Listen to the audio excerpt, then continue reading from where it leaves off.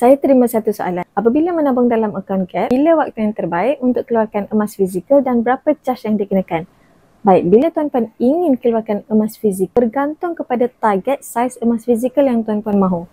Contoh, jika baru pertama kali menyimpan, tuan-puan boleh sahaja keluarkan gram yang kecil terlebih dahulu seperti 1 gram untuk dapatkan pengalaman menabung dan juga mengeluarkan emas fizikal. Bila sudah ada pengalaman dan merasa pegang emas dalam tangan, tuan-puan boleh tetapkan matlamat emas fizikal yang baru seperti 1 dinar ataupun emas yang lebih besar seperti 50 gram ataupun 100 gram. Bagi cas pengeluaran pula, hanya ada 2 cas yang akan dikenakan. Yang pertama adalah gold premium ataupun cas pembuatan. Gold premium bergantung kepada saiz emas fizikal yang tuan-puan mahu serendah RM10 untuk emas 1 dinar sehinggalah RM250 untuk gold bar 1 kilogram.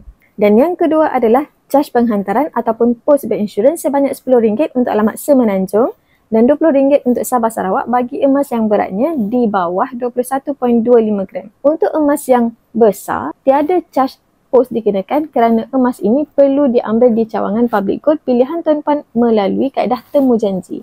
Kaedah belian dan jualan emas bersama public gold sangatlah mudah dan telus. Untuk bermula, tuan-puan boleh terus rujuk pin video saya ataupun klik link di bio untuk saya bantu sebaiknya.